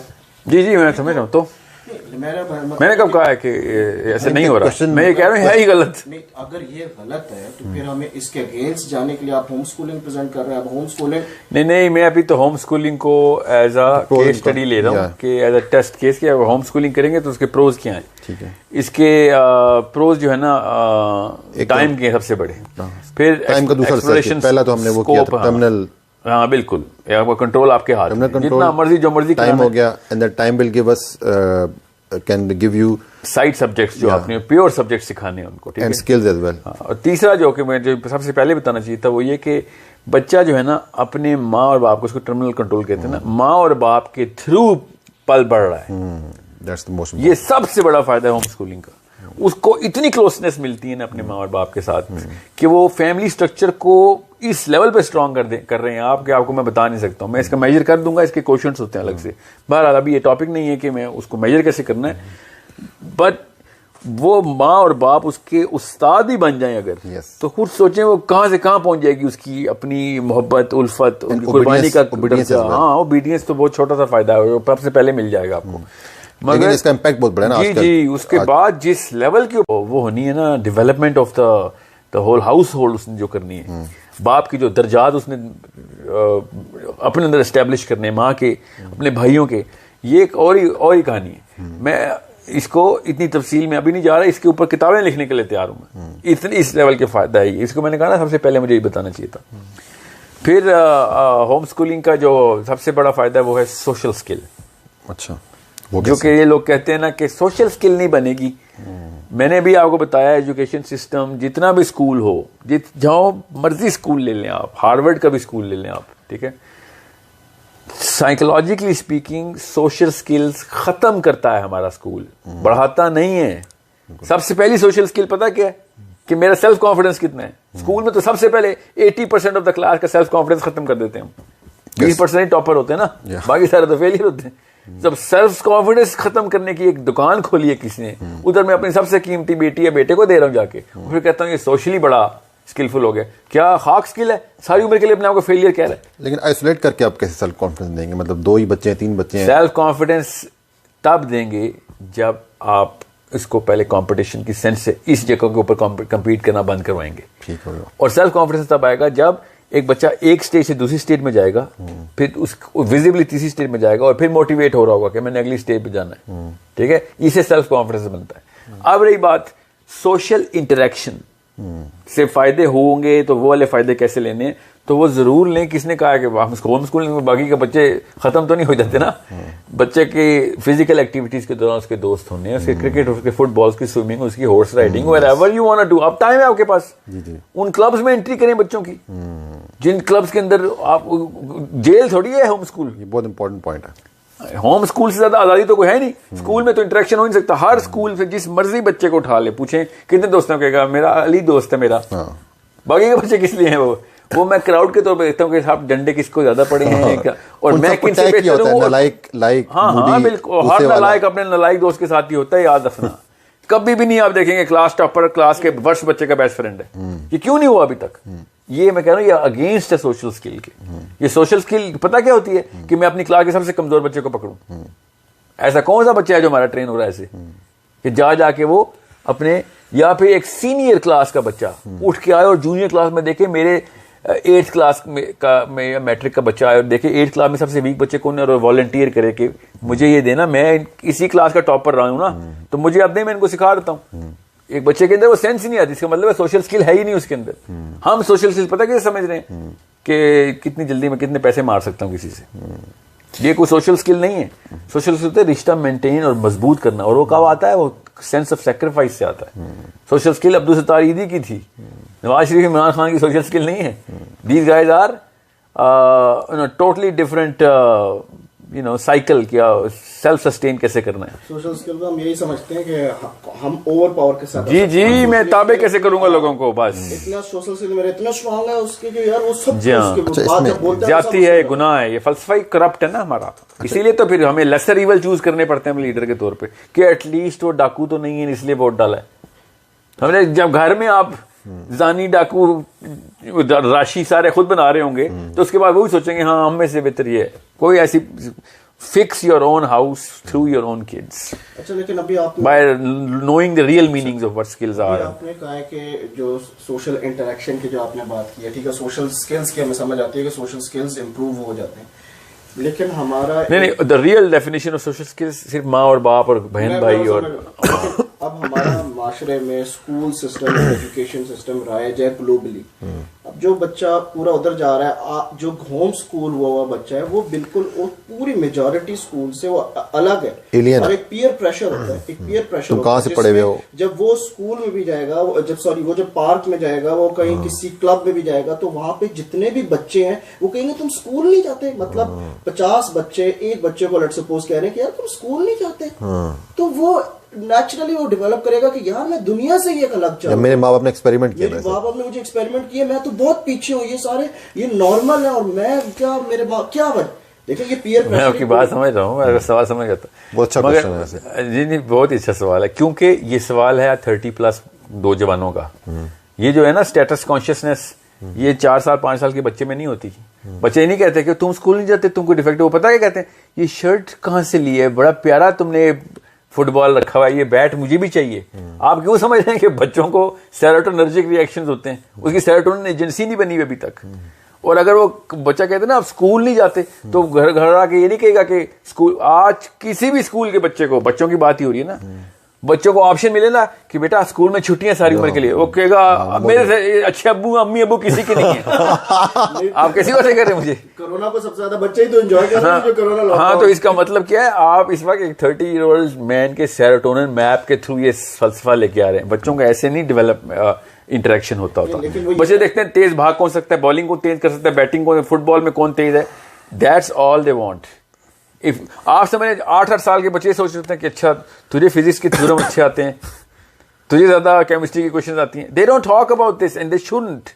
और दूसरी बात, अगर समझ लें आपके सवाल को, मैं सब्त कर देता हूँ कि हाँ ऐसे ही होता है, तो आप अपने बच्चे को ट्रेन करेंगे कि वो बाकी के बच्चों को, तुम स्कूल जाते हो, तुम डरबे में बंद होते हो, तुम्हें डंडे पड़ते हैं, तुम फेल होते हो, और तुम्हें पता चलता है कि तुम्हें अल्लाह ताला ने कोई डिफेक्टिव बनाया है, तुम अपने माँ बाप को देखते ही नहीं हो, अब्बू तो नजर ही नहीं आते, हफ्ता आपको सिर्फ हफ्ते वाले दिन नजर आते हैं आपके। तुम्हें राइडिंग करनी आती है, स्विमिंग आती है तुम्हें? हाँ, क्या तुम भी स्विमिंग करते हो, क्या तुम भी हॉर्स राइडिंग करते हो, तुम्हारे भी कोई 4 क्लब्स में रजिस्ट्री है, ये होने चाहिए आपके प्रोस। अगर मैं आपके फलसफे में आ रहा हूँ, असल में बच्चे ऐसे नहीं सोचते, ठीक है। तो ये मतलब है कि फिर आप उनको जब बड़ा करो, आप उनको ये बताओगे कि यार ये गलत है, तो वो भी तो एक रिएक्शन होगा कि यार ये स्कूल वाले बेचारे, वो तो कैसे बेचारे। देखो मैं आपको एक मोटी सी मिसाल देके बताता हूँ।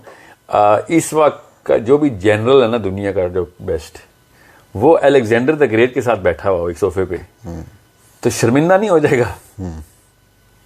समझ रहे, शर्मिंदा नहीं हो जाएगा। मैं खाली एक दो उन एक ही फील्ड के बंदों की बात कर रहा हूँ। सलाउद्दीन अय्यूबी से मिला दें बाजवा साहब को, कौन शर्मिंदा होगा?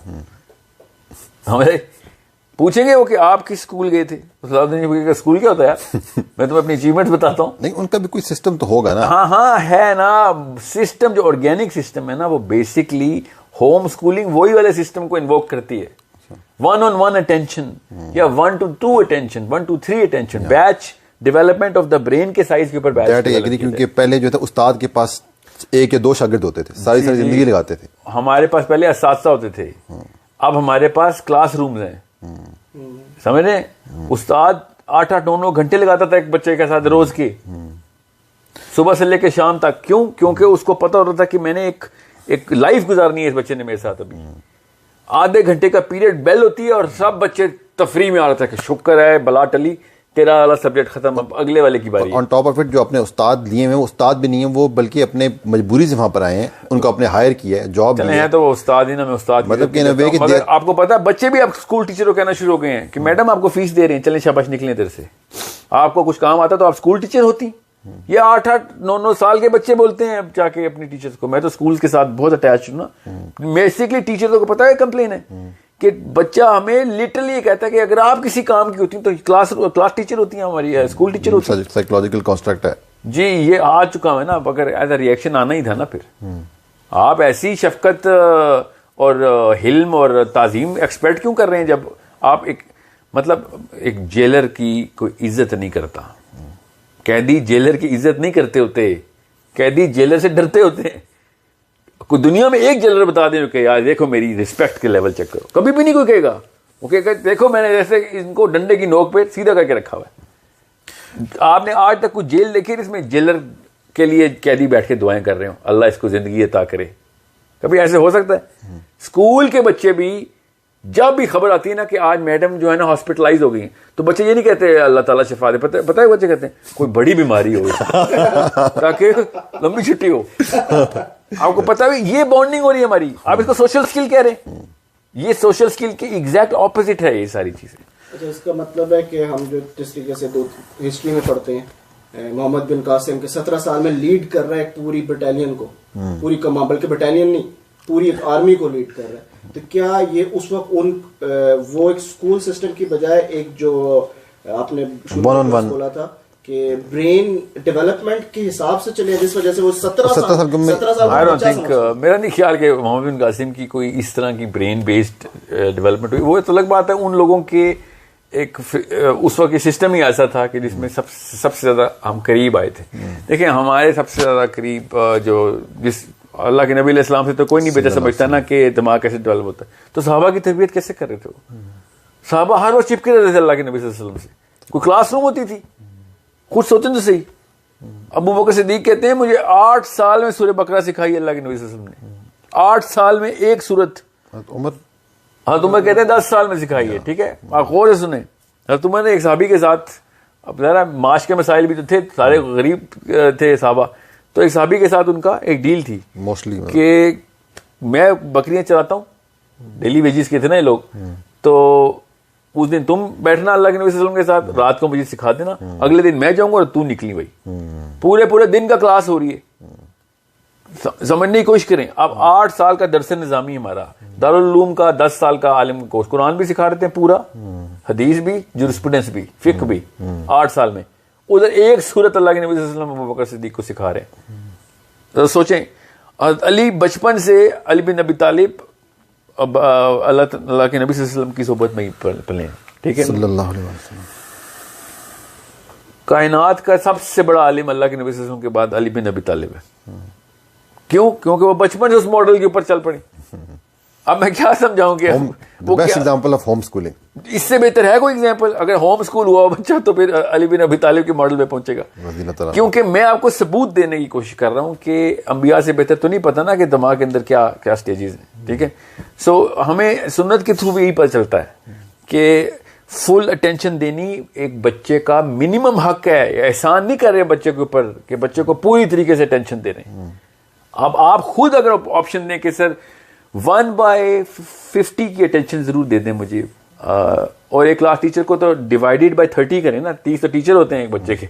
ठीक है, 1/50 मुझे एक टीचर देगा और उसको आधे घंटे के बाद टीचर ही बदल दूंगा मैं। तो उसने क्या खाक बॉन्डिंग करनी है और समझना है और पढ़ना है उसने। अच्छा, ये चले, ये सब आपकी बात क्लियर हो गई कि होम स्कूलिंग के फायदे क्या हैं और उसके क्या। देखिए, होम स्कूलिंग बेशक ना करें, देखिए इस बात से कोई बायसनेस ना आ जाए। मैं ये रहा हूं कि ब्रेन डेवलपमेंट अल्लाह के सिस्टम के ऊपर अपने बच्चे को पढ़ाएं। जो जिसने मेरा असल में सवाल यही था जो आप कह रहे हैं। चले, अब तो बच्चे स्कूल सिस्टम से गुजर रहे हैं, ठीक है, बहुत से, आप कोई 5 साल का है, कोई 6 साल का, 10 साल का है, 15-17 साल के। जी हाँ, अब उनकी ब्रेन डेवलपमेंट जिनको नुकसान हो चुका है, देखिए अगर इस स्कूल सिस्टम का जो 12 साल के आगे के बच्चे हैं जिनको नुकसान हो चुका है, उनको हम किस तरीके से अब थोड़ा फायदा दे सकते हैं या उनकी सोच में बदल कर सकते हैं? अच्छा सवाल है, अच्छा सवाल है। नुकसान हो चुका है उसको किसी तरह ठीक कर सकते हैं। देखिए, इसको वापस उसी ऑर्गेनिक सिस्टम में ट्रीट करें ना। अब 12वें साल और 40वें साल के बीच वाली जो फेज में बच्चे आ चुके हैं ना, आप उनकी बात कर रहे हैं। ठीक है, उनका मेजर नुकसान तो कर दिया आपने। मैं जल्दी से अगले 30 सेकंड में आपको बताता हूं कि IQ ड्रॉप कब करते हैं हम। पहले और तीसरे, 1st to 3rd ईयर के अंदर इन्फेंट जब होता है ना बच्चा, पहले साल का और तीसरे साल, सबसे मेजर IQ ड्रॉपर हमारी माएँ होती हैं उस वक्त। वो बच्चे को हिलने जुलने नहीं देती, उसकी क्रॉलिंग क्रीपिंग नहीं कराती, उसको ओवर क्लोथ किया होता है, उससे वो पॉन्स डेवलप नहीं होते और IQ उधर ही ड्रॉप हो जाता है। सबसे बड़ा नुकसान पहले 3 साल में कर देते हम। ठीक है, ये उसकी रिकवरी नहीं है कोई। अब जब फिजिकल पार्ट है ना, वो हार्डवेयर ही नहीं बनने दिया तो आपने सॉफ्टवेयर पे कितना काम कर लेना। तो ब्रेन की कैपेसिटी जो होती है ना, वो 2 तरह की होती है। एक उसकी पाउंड्स की काउंट, कितना नंबर ऑफ पाउंड्स क्रिएट किए गए हैं, वो डक्टाइल मूवमेंट से बचपन में 0 to 3 के अंदर बन रहे होते हैं। 85% ऑफ ब्रेन बन गया। अब उसको हम फ्रिज से बताते हैं ना कि फ्रिज के अंदर खाना कितना आएगा। ठीक है, वो है उसकी capacity, number of pounds. Fridge कितनी जल्दी ठंडा करेगा वो उसका IQ है, वो एबिलिटी ऑफ द ब्रेन है, कैपेसिटी ऑफ द ब्रेन नहीं है। वो 7वें साल 12वें साल तक चलती है। ठीक है, 12वें साल तक उसको एबिलिटी बढ़ा सकते हैं। अब एक बच्चे का ब्रेन ही छोटा कर दिया है तो कितना बेचारा ने तेजी कर लेनी है, तेज तो कर सकते हैं हम, मगर उस छोटी सी मशीन को ही तेज करेंगे। इसकी मिसाल ले लें गाड़ियों से। अब एक गाड़ी का इंजन ही छोटा है तो जितना मर्जी उसको तेज भगाएं, वो बड़ी गाड़ी से, बड़े इंजन से कम्पीट नहीं कर सकती वो, समझ रहे। इसलिए मैंने कहा ना कि इस एजुकेशन सिस्टम से पहले वाले जो लोग थे ना, उनकी कैपेसिटी इतनी बड़ी थी, इसलिए बड़े बड़े काम करके वो एस्ट्रोनॉमी के सारे लॉज 400 साल पुराने हैं, सारे लॉज, बायोलॉजी के सारे लॉज, फिजिक्स के सारे लॉज इस एजुकेशन सिस्टम को प्रीडेट करते हैं। तो मैंने क्या चार डालना है इस एजुकेशन सिस्टम का, फिर छोटे छोटे गुलाम और बोने पैदा कर रहे हैं हम, समझ रहे। तो अंडरस्टैंड कि पहले 3 साल के अंदर नुकसान करना बंद करें। इसका एक अलग से प्रोग्राम मेरा रिकॉर्डेड है, उस पर जरूर जाएं, ढूंढें उसको, नहीं तो हम कोशिश करेंगे इस प्रोग्राम के रेफरेंस चेक कर दें। उसमें भी मैंने इतनी तफसील नहीं की हुई, इसके लिए सेपरेट सेशन करने के लिए मैं तैयार हूं कि फर्स्ट 7 ईयर्स के अंदर IQ कैसे बढ़ाया जाता है बच्चे का, ठीक है, कैपेसिटी कैसे बढ़ाई जाती है, सॉरी। अब कितना डेटा मैं असेंबल कर सकता हूं, मेरी कैपेसिटी है, कितनी जल्दी कर सकता हूं, मेरा एबिलिटी है मेरी। 12वें साल के बाद के जो बच्चे, जो आपका अब सवाल है, अब ठीक है, 12वें साल के बाद के बच्चों के साथ क्या किया जाए। अब जो हो चुका है तो उनके अपॉइंट्स तो नहीं बढ़ सकते, इतना बड़ा गुनाह कर चुके हैं हम उनके साथ, अब उनके पॉइंट्स, नंबर ऑफ पॉइंट्स तो नहीं बढ़ सकते। तो जो नंबर ऑफ पॉइंट नहीं बढ़ सकते तो एटलीस्ट उनकी जो एबिलिटी है ना वो तो बढ़ाई जा सकती है ना। अब मशीन तो छोटी कर दी हमने उनकी, मगर उस मशीन को तेज तो कर सकते हैं, ठीक है। तो उसको इमीडिएट बेसिस के ऊपर इस 1 to 50 जो रेशियो है ना हमारी क्लासरूम की, इस मॉडल से निकाल के 16 मॉडल के ऊपर लाएं और उनको फिर वो वाले प्रोजेक्ट्स दें जो कि उनके किनेस्थेटिक मोडालिटी को ट्रिगर करते हो, और फिर उनको उनकी स्कोप और कैपेसिटी एबिलिटी बढ़ाई जा सके। That's all we can do. Science ये कह रही, वल्लाह आलम क्या पता हम पॉइंट्स भी बढ़ा सकते हो।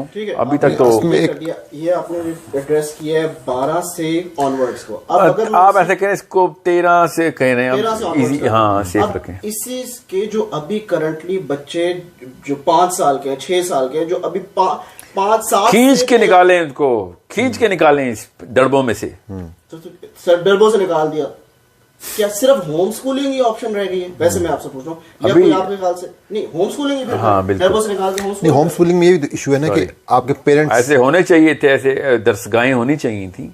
नहीं, हर पेरेंट्स की तो कैपेबिलिटी नहीं है ना कि वो बच्चे को पेरेंट्स की अपनी एबिलिटी। पेरेंट्स को कौन कह रहा है? होम स्कूलिंग का मतलब ये नहीं होता कि अम्मी और अब्बू पढ़ाएंगे, ये याद रखिएगा। क्या ही बात हो कि अम्मी और अब्बू पढ़ा रहे हो। चलो आप उसको एक्सप्लेन करना कैसे होगा। एक पेरेंट्स हैं वो नहीं उनका हाँ, तो देखें जितना स्कूल की फीस देते हैं ना आप, जितनी भी स्कूल की फीस देते हैं आप, उससे कम में, अब तो खैर हमको ज्यादा ही फीसें देते हैं, उससे बहुत कम में वही वाले सब्जेक्ट्स आधे से भी कम वक्त में आप बच्चे को सिखा सकते हैं। बस इतनी सी बात है। मैं 1 लाइन में तो ये एक्सप्लेन कर सकता हूँ। अब उसको किस तरीके से स्ट्रक्चर कैसे करना है, उसका करिकुलम कैसे बनाना है, क्या नहीं, वो एक लंबी बहस है वो। मगर अब मैं आपको एक मैथमेटिक्स की एग्जांपल देता हूँ। आपके O लेवल्स और A लेवल्स की मैथमेटिक्स की बुक्स हैं, उसको रिवर्स इंजीनियर करेंगे आप, आपने ग्रेड 1 तक कौन सा स्टेप बनता है उसका, तो स्कूल कहेगा हम भी तो ये कर रहे हैं, मगर वो स्कूल 10 साल में करेगा, वही काम आप 3 साल में करा सकते हैं उसको। ये मैं ज्यादा बता रहा हूँ, बाय द वे 3 साल से भी पहले करा सकते हैं। मैं आपको एक छोटा सा मॉडल बताता हूँ ताकि आपको पता चले, क्योंकि मैं इतना मैंने जनरल स्टेटमेंट दे दिया कि लोग को बिल्कुल इस वक्त कंफ्यूज ना हो जाए। पहले 3 साल जो है ना, वो बच्चे की आपने किसी भी लेवल के ऊपर कोई तालीम नहीं करनी ही नहीं है। 3 साल तो तालीम करनी नहीं। 3 साल से लेकर 7वें साल तक, 7वें जब तक वो 7 साल क्रॉस नहीं कर जाता, मतलब मैंने 8वें साल तक कर लें, 7.5 ईयर्स तक पहुंच गया वो, तब तक उसको किसी भी किस्म के fear based, punishment based system के अंदर डाल सकते हो। मरीज है अभी तक वो बच्चा, ठीक है। उसको सुपर मोटिवेटेड वैल्यू सिस्टम ही सिखाएंगे आप। स्कूल में तो जाहिर है उसको तकलीफें तो होंगी, उसको क्विज होगी ना, पर्चे होंगे उसके, सो ऑन सो फोर्थ, डंडे पड़ेंगे उसको, डांटने पड़ेंगी, और फिर कंप्लीट मवाजने चल रहे होंगे उसके, तो वो तो गया, उसको कहानी खत्म कर दी आपने उसकी। बशर्ते कि वो किसी टीचर का फेवरेट है और वो ऐसा उस्ताद उसको मिल गया जो कि उसने वो किनेस्थेटिकली ट्रेन कर रहा है, जो कि बहुत कम प्रोबेबिलिटी। ऐसे तुक्के के इंतजार में तो नहीं हमने बच्चे स्कूल भेजे ना। 99% चांस ये है कि आपके बच्चे को तबाही किया जा रहा है on a psychological physiological level. Okay, so first 7 years के अंदर आप इसको एटलीस्ट 3 ज़बानें नहीं तो 5 ज़बानें सिखाएं। This is the age of linguistics, ठीक है। ये मॉडल है मैं बता रहा हूँ। 5th ईयर में आप मैथमेटिक्स स्टार्ट कर सकते हैं। 5th ईयर से लेके 12th ईयर तक प्योर मैथमेटिक्स का कोर्स कराएं, जहां तक कि वो PhD लेवल की मैथमेटिक्स भी सिखाएं उसको, आपकी मर्जी।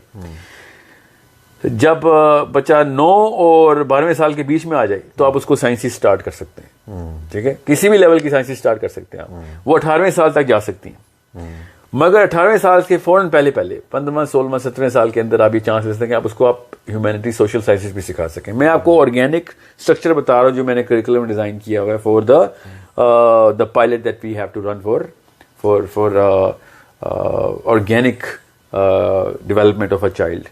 आप मैथमेटिक्स आपने अर्ली स्टार्ट करवाइए, मैंने जान की तरह सा पीछे से करवाइए, वरना 7th ईयर के बाद ही करवाएं मैथमेटिक्स इजी। 7th ईयर तक 5 ज़बानें सिखाएं उसको, और नाम टॉट वर्बल, स्पोकन, अरबी, English, French, know all the technicalities of the language, okay. क्योंकि इसके बाद और कोई काम नहीं, वो कैसे पता चलेगा? बोल के, बोलने में कौन सी मेहनत लगती है, बच्चा तो काम ही बोलने वाला करता है। इंग्लिश के लिए आपको ईंटें तो नहीं उठानी पड़ती ना, सामने इंग्लिश हो या उर्दू हो, अरबी हो या फ्रेंच हो, जर्मन हो या चाइनीज हो, whatever your language your preferences, इस वक्त जो उसकी लिक्विड इंटेलिजेंस कहते हैं इसको, लिक्विड, वो जिस लेवल पे ग्रामर पिक कर रही है ना, वो अभी तक साइंस नहीं समझ सकी। मैं साइंटिस्ट हूं इसलिए बता रहा हूं, इंसान ग्रामर पिक कैसे करता है, वो भी 1-2 साल का बच्चा, अभी तक हमें समझ नहीं आई। इस लेवल का एल्गोरिदम किसी और सब्जेक्ट में नहीं है जिस लेवल का किसी भी जबान में होता है, ठीक है, उर्दू की हो, अंग्रेजी की हो, चाइनीज हो या कोरियन हो, डजंट मैटर।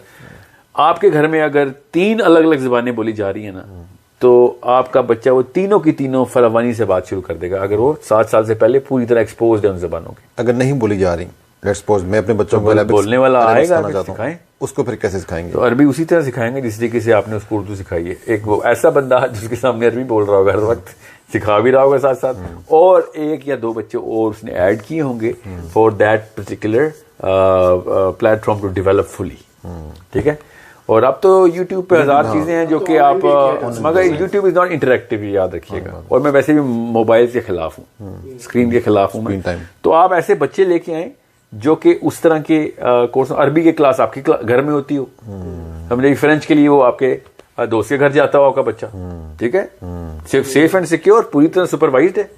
आपकी जो दोस्त की बेगम है वो जिम्मा ले रही है कि ये 3-4 घंटे हमारे साथ गुजारेंगे, क्योंकि इस वक्त, अब याद रखिएगा, एक वक्त में तीनों ज़बानें सिखाने का मतलब ये नहीं है कि पीरियड लग रहे हैं कि अरबी का पीरियड शुरू हो गया है तो अब उसके बाद अंकल के घर जाना है, इंग्लिश का पीरियड लेना, नो। आप बेशक हफ्ता 10 दिन का इसको पूरे पीरियड रखें इसको, कि 1 हफ्ता मेरे घर आएंगे सारे बच्चे, पूरा दिन अरबी बोलेंगे, ठीक है। उसके बाद बेशक हफ्ते का गैप देते हैं, क्योंकि 7वें साल तक आपके पास बहुत रूम होता है लैंग्वेजेस का।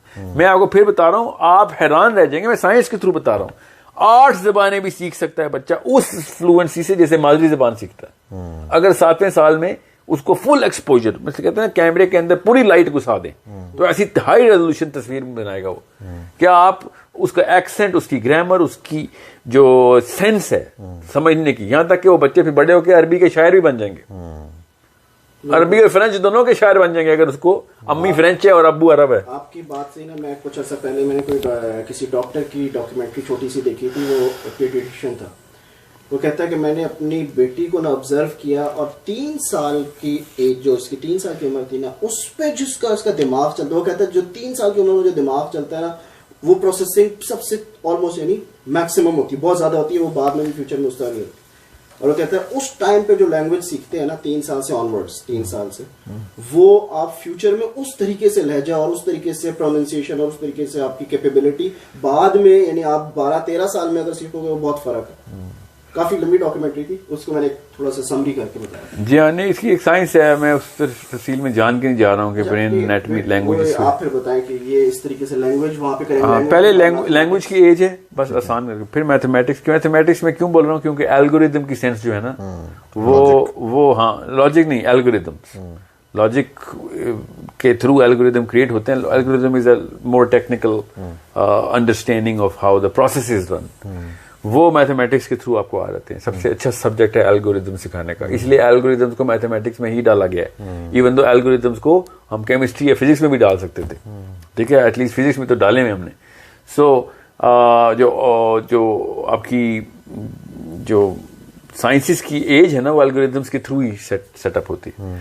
फिर आप इमीडिएटली ट्रांजिट करेंगे साइंसेस में, और उसकी मैथ पूरी तरीके से डेवलप हुई हुई, आप उस बेचारे उसको उस मैथमेटिशियन को तो फील्ड मेडल के लिए तैयारी कर रहे हो, उसको फिजिक्स में क्या मसले होने, ठीक है।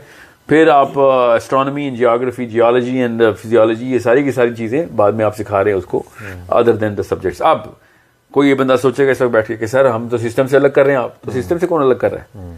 आपका बच्चा 8वें 9वें साल में ए लेवल तक की तैयारी कर चुका हुआ है, आप जब मर्जी पर्चे दिलवाएं उसको, way ahead of system, way ahead of the game. आपका बच्चा अलग अलग क्लब्स में है, रजिस्टर्ड है, वो क्रिकेट अलग से खेलता है वहां पे, और कॉन्फिडेंस तो छोटा सा गिफ्ट है उसका, वो तो ऐसा कॉन्फिडेंस को क्योंकि देखिए confidence is the quotient of capability. एक बंदे को पता होना कि एक चीज मुझे आती है तो कोई बंदा उसको डरा नहीं सकता।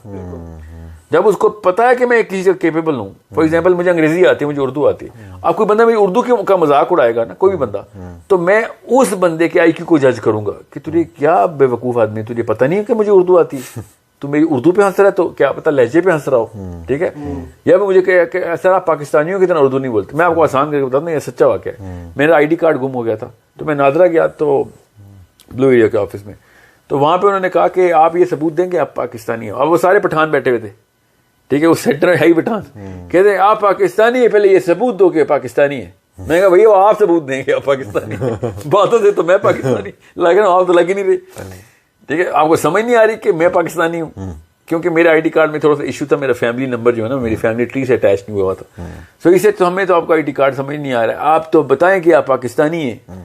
तो मैंने कहा भैया पहले तो मैं तो बता रहा हूँ, क्योंकि मैं जैसे ही बोलूंगा पता चलेगा पाकिस्तानी, मगर तुम सबूत दो कि तुम अफगानी तो नहीं हो तो गुस्सा आ गया, मेरा ID कार्ड अभी तक नहीं बनता, अभी तक नहीं बन सका, क्योंकि क्या किस तरीके से आपने बात करें हमसे।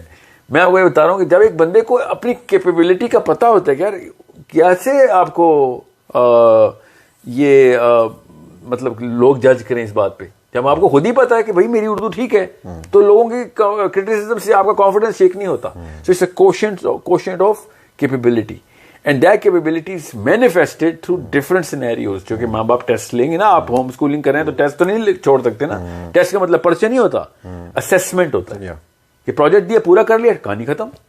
अब उसको फेल होने पर डंडे थोड़ी पड़ने, समझ रहे। और ये मैं फिर बता रहा हूं, ये फितरी अमर है। जिस बंदे ने भी होम स्कूलिंग की उसने ये नहीं कहा कि 50 नंबर कम आए हाथ निकालो तो मैं डंडे मारूं। माँ बाप डंडे मारते ही नहीं बच्चों को, थप्पड़ जरूर लगा देते हैं कि ओ इधर आप बैठता क्यों नहीं टाइम पे, मगर फेल होने के ऊपर डंडों का जो सिस्टम है ना, ये हमारी फितरत में ही नहीं है। फेल होने का वैसे तो कॉन्सेप्ट भी नहीं होगा ना होम स्कूल में। हो बेशक, मैं वैसे बता रहा हूँ, 50 बच्चा है भी नहीं, वो तो 50 की वजह से थोड़ी फेल होता है। रीअटेम्प्ट करवाओगे जब तक जी, उसको आप नेचुरली कहेंगे कि अच्छा यहाँ पे रह गया। आप असल में होम स्कूलिंग में ना सबसे पहले फितरत खुद जागती है कि जैसे ही बच्चा फेल होता है माँ बाप को पता है यहाँ पे हम फेल हो गए, बिल्कुल समझ रहे। अच्छा ये वाला हिस्सा मैंने सही नहीं तुझे पढ़ाया। स्कूल का टीचर कभी भी नहीं मानता मेरी गलती, 30 बच्चा फेल हो रहा होता है मगर बच्चे बड़े नकार हैं। आपकी जो इम्पोर्टेंट पॉइंट बात की थी ना, उससे तो मैं खुद रिलेट कर सकता हूँ कि वो जो ब्लैक बोर्ड पे लिखा जा रहा होता है ना, जब पीछे 30-40 बच्चे बैठे हुए हैं और वो टीचर तेजी से लिख रही है और इसके बाद वो लिख के फिर मिटा रही है। अब वो बच्चा बोल भी नहीं सकता कि मैंने तो ये लिखा नहीं था, मैं ये समझा नहीं था। वो उसी तरह उस क्लास में पीछे रह जाते हैं और करते करते वो क्लासेस में उसे तैयार नहीं तो पीछे रहेगा। करोड़ों में से एक छोटा सा नुकसान आपने बताया। इस तरह के ऐसे हैं, मैं तफसील में जाऊंगा, माएँ रोना शुरू कर देंगी मेरी बातें सुन के, अगर मैंने तफसील में बता दिया कि एजुकेशन सिस्टम करता क्या दिमाग के अंदर। प्रॉपर एक सेशन पे भी इंशाल्लाह इस पे करेंगे जिसमें हमें ये I think we'll have to start a totally different series on this, ताकि आप लोगों को आसानी से समझ आए कि इतना बड़ा जुल्म मत करें। आइंस्टाइन को one last question related to इस टॉपिक से रिलेटेड हम कर रहे हैं, वो ये कि हमने होम स्कूलिंग का ऑप्शन अडॉप्ट कर लिया, इसका आप हमें बेनिफिट बताएं कि बच्चा या बच्ची जो है वो लाइफ के लिए कैसे अर्ली प्रिपेयर्ड होता है और उसको लाइफ लॉन्ग क्या बेनिफिट होता है फिर इस चीज का, एक बच्ची के लिहाज से बच्चे के लिहाज से दोनों। एक तो उसके पास वक्त आ गया, फैमिली बॉन्ड उसका स्ट्रांग हो गया। अभी मैं आपको दूं ना ये वाली ऑप्शन कि आपका फैमिली बॉन्ड में रीस्ट्रक्चर करता हूं और आपके 10 साल बचा देता हूं, तो आप अपनी नौकरी करियर फेंकेंगे कि मुझे ये वाली ऑप्शन चाहिए। पहले तो 2 फायदे आपको इमीडिएटली मिल गए। थर्ड आपको जो सबसे बड़ा फायदा मिल रहा है वो ये कि आपको चूंकि वक्त मिल रहा था, सेकेंडली आपके पास कैपेबिलिटी डेवलप की जा रही थी बचपन से ही। Now you can stretch your wings and get more knowledge in parallel subjects की। इसलिए कहा ना एस्ट्रोनॉमी जैसा सब्जेक्ट नहीं पढ़ा सके तो हमने क्या खाक पढ़ाया फिर किसी को, ठीक है। अब एक बच्चे की मैथमेटिक्स और फिजिक्स की पूरी तरीके से ट्रेनिंग हो चुकी है। अब एस्ट्रोनॉमी जिस लेवल पे वो पढ़ेगा ना, उस लेवल पे खाली नासा वाले एस्ट्रोनॉट्स पढ़ते हैं जाके। अभी एस्ट्रोनॉमी में पता क्या पढ़ाया जाता है? सोलर सिस्टम में 9 सितारे हैं, सूरज कितनी दूर है, सो इतनी बेसिक, और उसमें भी बच्चे घबरा रहे होते हैं। खैर घबराना तो एक कौमी खेल है बच्चे का हमारे स्कूल में। तो बहरहाल ये तीसरा फायदा है कि उसकी स्ट्रेच इतनी होनी है कि, और मैं आपको फिर बता रहा हूं, लिटरेचर जैसी चीज हमें समझ नहीं आती। लिटरेचर जैसी चीज हमें समझ नहीं आती तो फिर हमने क्या साइंस और फिजिक्स समझनी है। इस मौके के ऊपर वो बच्चे की राइटिंग कैपेबिलिटी, एक्सप्लोरेशन कैपेबिलिटी, फिर उसकी अपनी थ्योरीज क्रिएट। लिटरेचर को तो बोझ समझते हैं, पेरेंट्स के निकाल दो, उसका फायदा जी हाँ बिल्कुल। देखें ये 40+ की एज में ना लिटरेचर की अहमियत समझ आती है हमें। अच्छा, ये क्योंकि हमारा स्कूल सिस्टम उसको उस लेवल पे फोकस करवा ही नहीं सकता। एक लड़के का खौफ ये होता है कि उसने जो है वो पढ़ना है और कमाना है, करियर बनाना है। मैं अपनी सोसाइटी की बात कर रहा हूँ तो बनाए ना। और एक लड़की का ये होता है कि भाई उसने अच्छी डिग्री लेनी है, रोटी बनानी है, फिर गोल रोटी बनानी है, अच्छा रिश्ता उसने उसके लिए आए। जेनेरिक इसका कोई ताल्लुक नहीं एजुकेशन सिस्टम से, ये कल्चरल इश्यूज हैं। अच्छा, ये पैसे बनाना भी कल्चरल इशू है। यही पूछना चाह रहा हूँ कि इन कल्चरल इश्यूज को भी होम स्कूलिंग एड्रेस करती है? हाँ, क्यों नहीं। मैंने आपसे कहा ना कि इस वक्त तो आप पहली बात तो ये कि जिस सिस्टम में एक सिस्टम के थ्रू बच्चा 16वें साल में तैयार हो रहा है और आप उसको 10 साल में ही तैयार करते हैं, मैं बहुत ज्यादा बता रहा हूँ, 10 में से पहले ही हो जाता है। अब वो इतना ज्यादा केपेबल हो रहा है, कि you will have to give him a lot of time कि यार अभी तो तेरा इंटरव्यू को लेगा ही नहीं, तू अभी इतनी जल्दी तैयार हो गया हुआ है, तो तू और कुछ कर और एंटरप्रेन्योरियल काम करवाएंगे उससे। ठीक है, तो स्किल तो बहुत ही छोटा सा लफ्ज है ना। He will be way ahead of the game in this. इस बात से मेरे दिमाग में ये आ रहा है कि हम लोगों ने बच्चे को 17-18 साल तक, बच्चा इस वजह से कहते हैं क्योंकि वो अपने स्कूल में होता है के हिसाब से जो उसका दिमाग जिस तरह बाउंड करके और इसीलिए फिर खुदकुशियां और फिर सोशल मैलिसिस बच्चे कर रहे होते हैं। क्यों? उनको होते हुए बड़े और उनको साइकोलॉजिकली बच्चा का आपको बना दिया जाता है, तो वो एक रिएक्शन के तौर पे इसको बैकलैश कहते हैं। वो बैकलैश क्रिएट होता है दिमाग के अंदर, फिर वो बड़ों वाले काम करने की कोशिश करता है। फिर वो gangsters, sexual abuse, drug abuse, ये सारे काम 50 साल के बंदे के हैं, उन्हें हमारे छोटे छोटे बच्चे कर रहे हैं। क्यों? क्योंकि उनको बस वो नखरा देने की कोशिश कर रहे हैं। अच्छा, इस एजुकेशन सिस्टम की वजह से हम ये भी देखते हैं कि ना सिर्फ लड़के और लड़कियां, इन दोनों की शादियां भी बहुत देर से होती हैं। एक बच्ची है वो 25-26 साल की होगी, वो बड़े फख्र से कहती है मैं तो चाय भी नहीं बना सकती, अभी मुझे अंडा भी बनाना नहीं आता। और लड़का जो है वो 24 साल का हो गया, अभी वो सोच रहा है कि मैं जाऊंगा, इंटरव्यू दूंगा, नौकरी होगी, पैसे कमाऊंगा, सोना इकट्ठा होगा, फिर 30 साल की उम्र जाके मैं शादी करूंगा। मतलब कि ये इस तरह के फियर्स है, इस किस्म के अजीब गरीब मसले हैं। तो ये मैं आपको यहाँ पे क्रेडिट कर दूं कि शादी, लड़की तब शादी के लिए तैयार नहीं हुई जब उसको अंडा रोटी बनानी आ गई है, तो ये गलती है हमारे फलसफे में की कालख है। और लड़के की शादी की उम्र इसलिए नहीं हुई क्योंकि उसको बिजनेस करना आ गया है।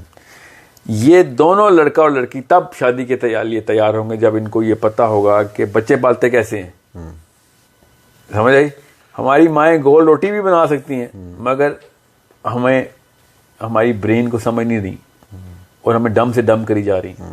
ठीक है, दोज़ख में भेजने वाली एजेंसी सबसे बड़ी हम खुद हैं, मैं और मेरी बीवी अपने बच्चों की, क्योंकि उनको entrepreneur, money maker, all of that ये बनाया हुआ है। सो एक लड़का और लड़की शादी, ये बात आपकी बिल्कुल दुरुस्त है कि शादी इतनी डिले कर दी हमने कि 30 is a normal age for being single. Right age भी बता दें आपकी क्या होनी चाहिए अगर वो जल्दी मैच्योर हो गए, लेट्स सपोज आपके होम स्कूलिंग की वजह से। फिजिकल मैच्योरिटी आपकी शादी की एज है। ठीक है, इस वक्त मैं चाह रहा हूं मेंटल भी साथ डालें जी। अब चूंकि मेंटली मैच्योर ही नहीं करते हम किसी को तो 22-25-23 साल लग ही जाते हैं उसको, वरना 16-18 साल इज एन अमेजिंग एज। 22-25 आप बहुत जल्दी कह रहे हैं, ये जो आजकल के तो हम बच्चा समझते हैं लिटरली। और 16-18 साल इज एन आइडिया। 22-25 वाले को हम लकी समझते हैं कि इतनी जल्दी तेरी शादी होगी। जी हाँ, एक अलग कहानी है। मगर 16-18 साल जो है ना एक एवरेज एज होनी चाहिए कि आपका जहन जो है ना शौरी तौर पर डिसीजन मेकर हो गए आप। अब उसकी शादी, मैं आप वही बात है ना, रिएक्शन बहुत आएगा इसके ऑडियंस से, क्योंकि जब एक ओरिजिनल सोच आए ना तो पुरानी सोच और जितना भी मादा क्रिएट होता है ना, एकदम उसमें वो एक रेडियो एक्टिव बॉम्ब फटता है। सर रिएक्शन तो जो है ना वो शादी के बात नहीं है, वो जो आप स्कूल के खिलाफ जाने की नहीं, उसकी खैर है, वो मुझे वो मेरी बिलीफ सिस्टम में है, वो उसको तो मैं तोड़ना है। मगर शादियां आप बेशक 18-19 साल में कर दें, ये मैं ज्यादा ही बताइए, लड़के की शादी ज़रा जल्दी होनी चाहिए। लड़की की शादी को हम कितना कहते हैं लड़की की शादी इतनी जल्दी कर दी है, अभी तो छोटी बच्ची है।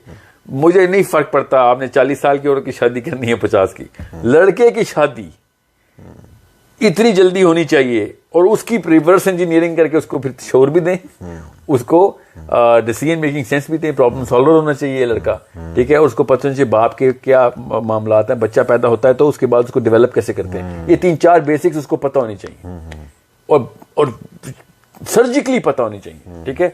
तब उसको पता चलेगा कि उसकी वो बाप बनने काबिल हो गया।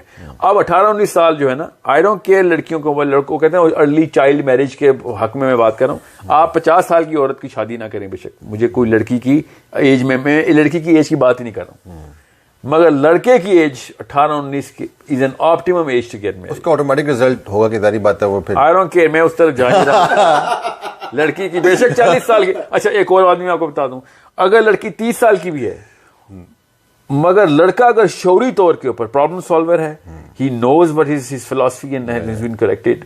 12-12 साल के इमाम शाफी मुफ्ती हो चुके हैं और हमें 18 साल में छोटा सा बच्चा लगता है हमारा, जैसे अभी फीडर पीता होगा। तो 18-19-20 साल का लड़का जो है ना, वो अगर शादी के काबिल है, तैयार कर दिया आपने, ठीक है, उसको पता है कि शादी के फौरन बाद इज़्दिवाजी मामलात के दौरान स्पेशली बच्चों की परवरिश जो मेरी प्राइमरी प्रायोरिटी है, वो उसको समझ आ गई है, तो बेशक 40 साल की खातून के साथ भी उसकी शादी हो जाए, कोई फर्क नहीं पड़ता। आई डोंट केयर, ये साइंस के खिलाफ बातें नहीं मैं करता होता। 40-year-old woman can be married to an 18-year-old man. अब मैंने जान के लड़की की कोई एज स्पेसिफाई नहीं की, मैं दोबारा बता रहा हूँ, प्लीज डू नॉट, क्योंकि मैं हर दफा जाता हूँ यूनिवर्सिटी के स्टूडेंट भी, सर ये तो अर्ली मैरिज चाइल्ड मैरिज की बात करें यार, लड़कियों को आप जब मर्जी शादी करें, लड़कों की शादी 18-19-20 साल में होनी चाहिए। ओके।